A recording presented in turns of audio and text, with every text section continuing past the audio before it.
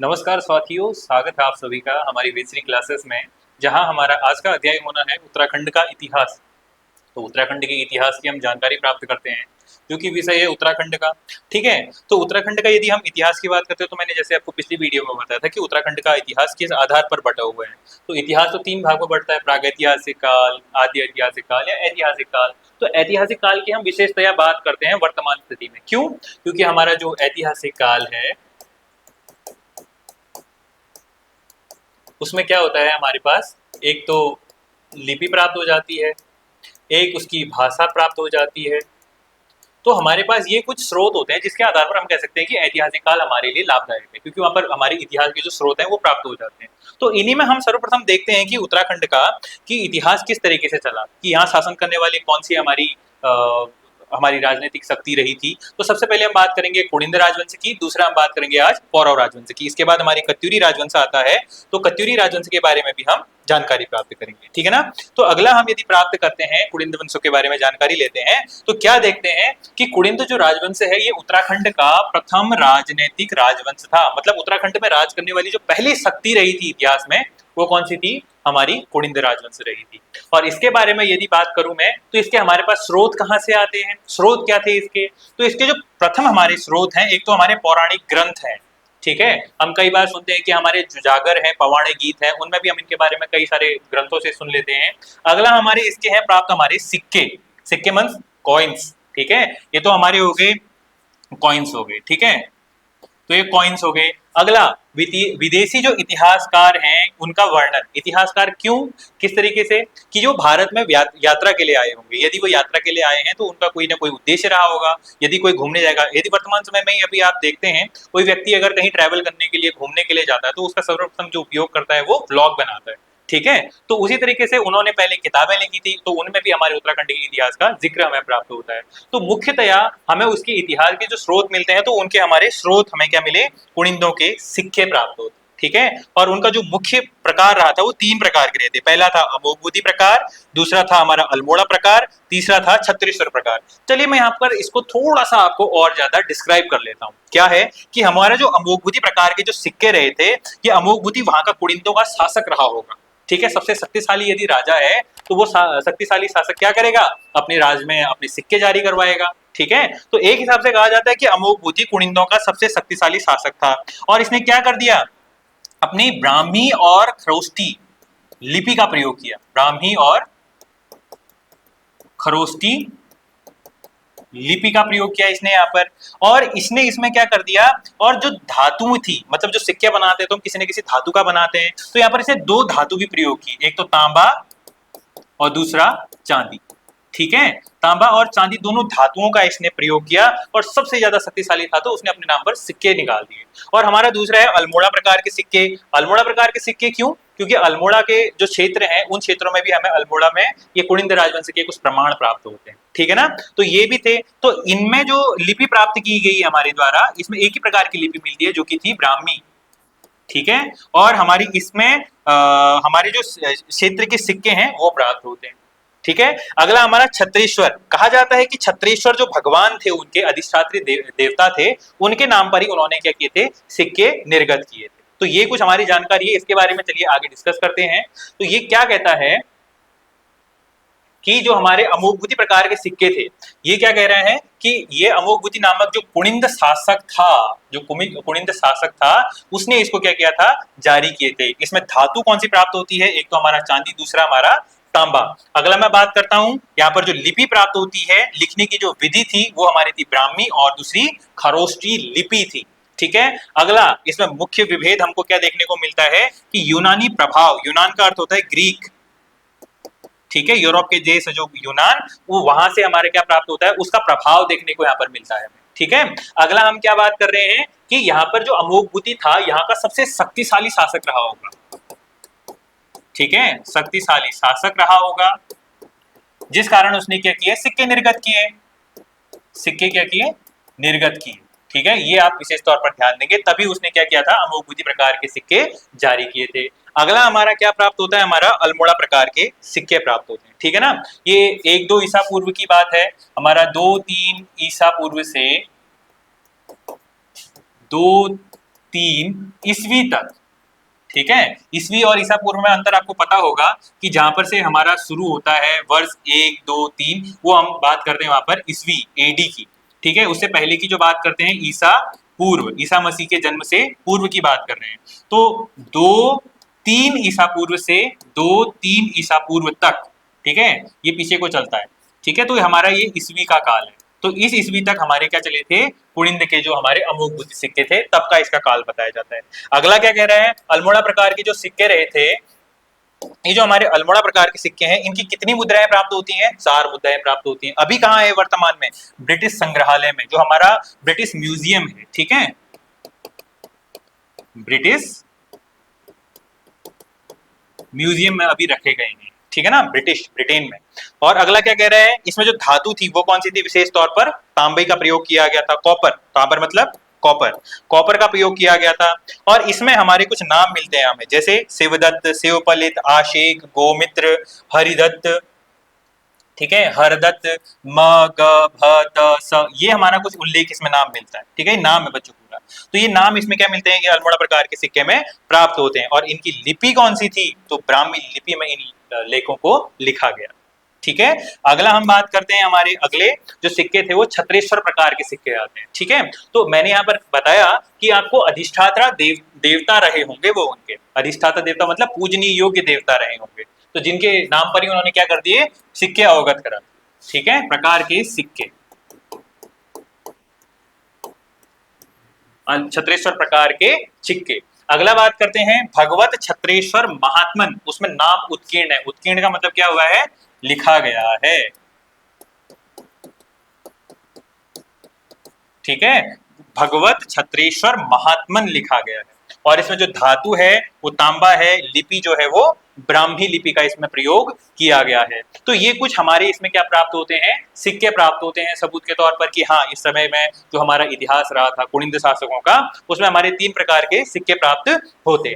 तो ये हमारा क्या हो गया, सिक्कों का स्रोत हो गया। अगली बात करते हैं इसमें कि यहाँ पर जो इनकी राजधानी रही थी, यदि कोई शासक राज कर रहा है तो उसकी राजधानी भी रही होगी। तो उसकी जो राजधानी है वो कालसी में रहती। बच्चों आप जानते होंगे कालसी कहाँ है वर्तमान में, देहरादून में।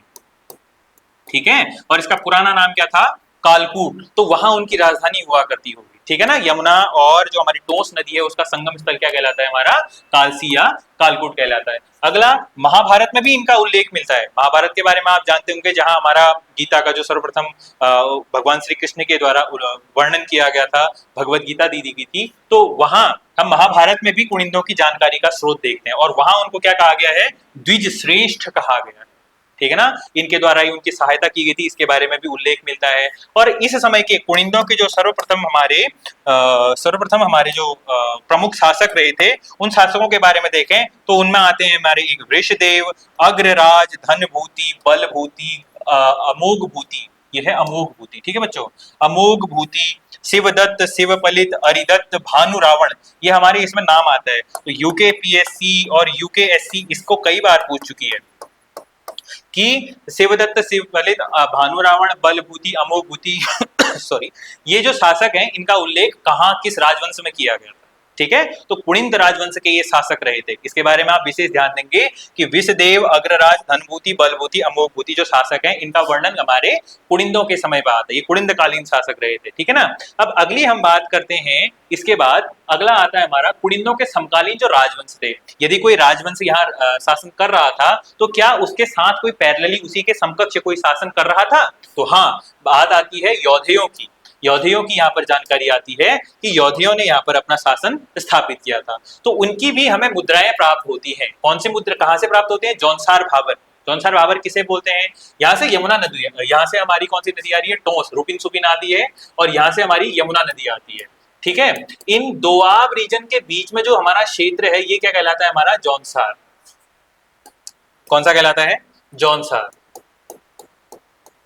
तो इस क्षेत्र में भी यौधेय वंश के होने की हमारे पास क्या है, प्रमाण है। तो वहां पर जौनसार भाबर के हमारे प्रमाण क्या प्राप्त होते हैं हमें, चलिए इसके बारे में देखते हैं कि क्या कहता है ये, कि कालो का डांडा, और यहां से भी हमें क्या प्राप्त हुई, इनकी मुद्राएं प्राप्त होती है, कॉइन्स प्राप्त होती है। ठीक है, ये कॉइन्स है, ये कॉइन्स प्राप्त होते हैं। और सील वर्मन वहां का एक शासक रहा करता था, वो सील वर्मन के भी हमें क्या प्राप्त होते हैं, 4 अश्वमेध कराने के यहाँ पर प्रमाण प्राप्त होते हैं।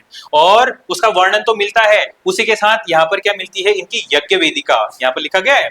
हाँ, तो उनकी गरुड़ाकार यज्ञ वेदिका, गरुड़ के आकार की उसकी यज्ञ वेदिकाएं प्राप्त होती हैं, जिससे पता चलता है कि हमारे सील वर्मन के द्वारा क्या किया गया था, अश्वमेध यज्ञ करवाए गए थे। उसके प्रमाण कहाँ मिलते हैं, एक तो बाड़वाला देहरादून में, दूसरा पुरौला उत्तरकाशी में। पुरौला हमारे उत्तरकाशी में है और बाड़वाला हमारा कहाँ है, देहरादून में। कुछ इस तरीके से गरुड़ के आकार की इस तरीके की कुछ हमारी यज्ञ वेदिकाएं बनाई गई थी, ठीक है ना। इसमें हवन किया जाता था। तो यहाँ पर अश्वमेध यज्ञ करवाने की क्या मिलते हैं, हमारे प्रमाण मिलते हैं। तो ये हमारा क्या है, गरुड़ाकार आकृति में हो गया। अगला हमारा क्या कहता है कि हमारी राजकुमारी जो ईश्वरा थी, इसने इसका एक खंडित शिलालेख प्राप्त होता है।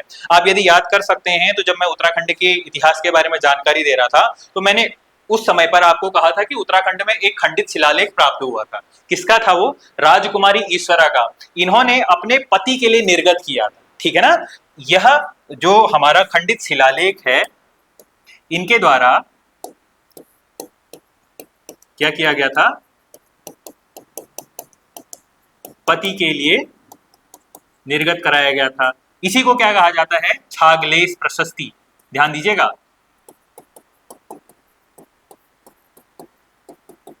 छागलेश प्रशस्ति।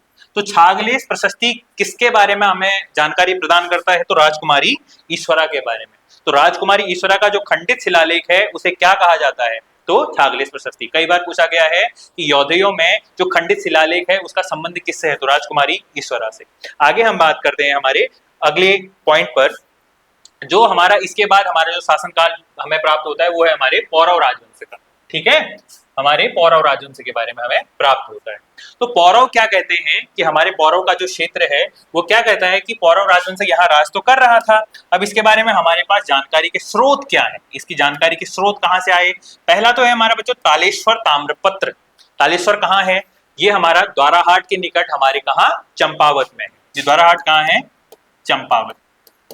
हमारे उत्तराखंड का क्षेत्रफल की दृष्टि से सबसे छोटा जो हमारा जिला है वो कौन सा है, चंपावत। तो चंपावत पर हमारे क्या प्राप्त होते हैं, तालेश्वर ताम्रपत्र प्राप्त होते हैं। और क्या कहता है, उत्तराखंड के प्राचीनतम ताम्रपत्र इन्हीं को कहा गया है, ठीक है ना। ताम्रपत्र क्या होता है बच्चों, इस तरीके से कुछ हमारे तांबे पर किए गए उनके द्वारा लेख जिन पर उन्होंने कुछ लिखा गया हो, तो ये हमारे तालेश्वर ताम्रपत्र हो, ठीक है ना। तो इन तालेश्वर ताम्रपत्र जो हमारे स्रोत हैं ये किससे संबंध रखते हैं, तो पौरव राजवंश से। तो ये जान उत्तराखंड के सबसे प्राचीनतम है, तो आपके लिए तो अति महत्वपूर्ण प्रश्न बन जाता है।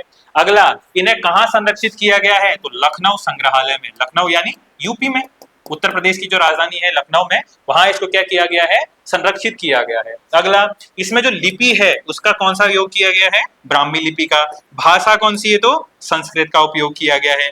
इस राज्य का नाम पर्वताकार उल्लेख मिलता है हमें कहां पर, तालेश्वर ताम्रपत्र। तो उत्तराखंड के जो पौरव राजवंश हैं उन ताम्रपत्रों में पौरव राजवंश को क्या कहा गया, हमारे पर्वताकार राजवंश कहा गया। अगला, इनकी राजधानी कहाँ थी, ब्रह्मपुर हुआ करती थी, ठीक है ना। और उसके बाद हमारा जो प्रमाण मिलता है किसका मिलता है, हमारे भेनसांग का। भेनसांग कौन था, ये एक तो पहली बात बता दूं इसके बारे में, ये कौन था, चीनी व्यापारी,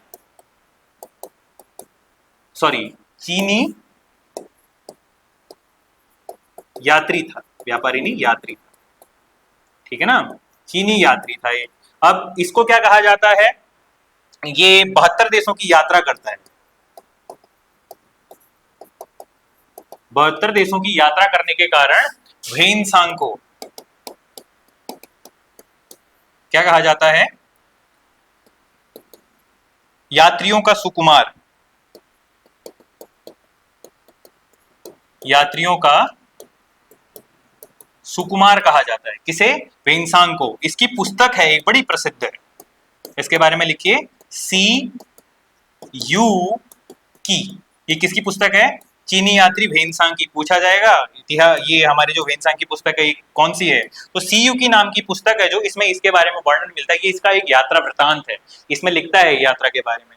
तो ये चीनी यात्री के भेनसांग के भी यहाँ पर प्रमाण मिलते हैं। और इसने कहा कि पौरव राजवंश यहाँ राज कर रहा था, और इसके द्वारा जब ये राज किया जा रहा था यहाँ, तो ये क्या कहता है, अच्छा इससे आगे नहीं है, तो ये क्या कहता है, चलिए यहाँ पर लिख लेते हैं अगले वाले पेज में। ये क्या कहता है कि भेनसांग का विवरण लिख लेते हैं, ठीक है।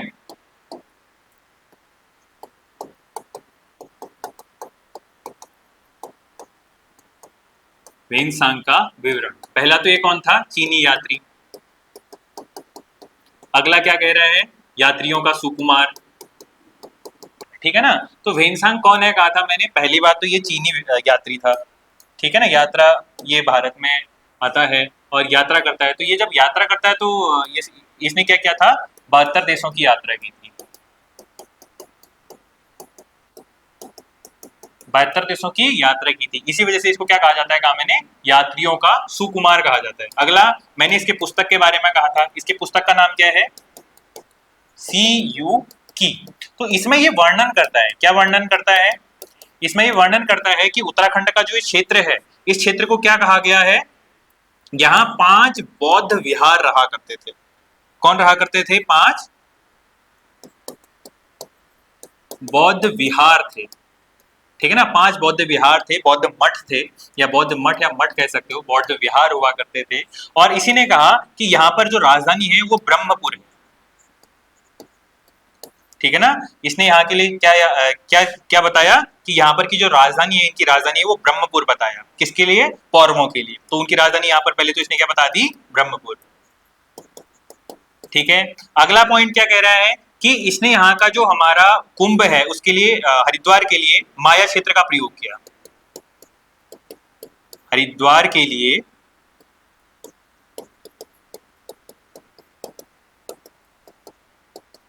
माया क्षेत्र का प्रयोग किया। ये ध्यान दीजिएगा, माया क्षेत्र का प्रयोग किया। और इसने कुंभ को, जो हमारे कुंभ होते हैं ना, कुंभ को इसने क्या बोला? पवित्र तीर्थ। इसके बारे में भी इसने जानकारी प्रदान की। ठीक है ना। तो ये तो हमारे वेन्सांग का यात्रा विवरण मिल चुका है। ठीक है। तो वेन्सांग आता है, इसी के साथ हमारे इत्सिंग भी आता है। तो इसके द्वारा हमारे यहाँ पर नालंदा विश्वविद्यालय में पढ़ाई भी की जाती है। ये हमारे एडिशनल फैक्ट है। भारत के इतिहास के बारे में जब आप जानकारी लेंगे तो इसके द्वारा कहाँ पढ़ाई की गई थी? नालंदा विश्वविद्यालय। विश्वविद्यालय ये कहाँ है? बिहार में। ठीक है ना। यहाँ पर इसके द्वारा क्या की थी? शिक्षा ग्रहण की गई थी। ये हमारे किसने की थी? वेन्सांग ने की थी। तो ये हमारा किसके बारे में रहा था? वेन्सांग के बारे में रहा था। ठीक है ना। तो आज की जानकारी में हमने प्राप्त किया कि पुलिंद राजवंश किस तरीके से यहाँ शासन कर रहा था, पुलिंद राजवंश ने किस तरीके से यहाँ पर अपना राज किया था, प्रथम राजनीतिक शक्ति कहलाई, उसके क्या क्या इतिहास के स्रोत रहे थे। उसके बाद हमने देखा कि यहाँ राजा कौन कौन से थे पुलिंद राजवंश के। फिर तदुपरांत हमने देखा कि पौरव राजवंश किस तरीके से यहाँ पर राज किया और उसके स्रोत क्या थे, तालेश्वर ताम्रपत्र, और अंतिम में वेन्सांग के बारे में। तो आज की जानकारी यहीं तक समाप्त करते हैं। अगला हमारा कत्यूर राजवंश रहेगा, जिसके लिए आप हमारे साथ अगले वीडियो में बने रहेंगे। आज के लिए इतना ही करते हैं। तब तक के लिए बहुत बहुत धन्यवाद। हमारे चैनल को लाइक कीजिए, सब्सक्राइब कीजिए और समर्थन अपना जरूर दीजिए। बहुत बहुत धन्यवाद।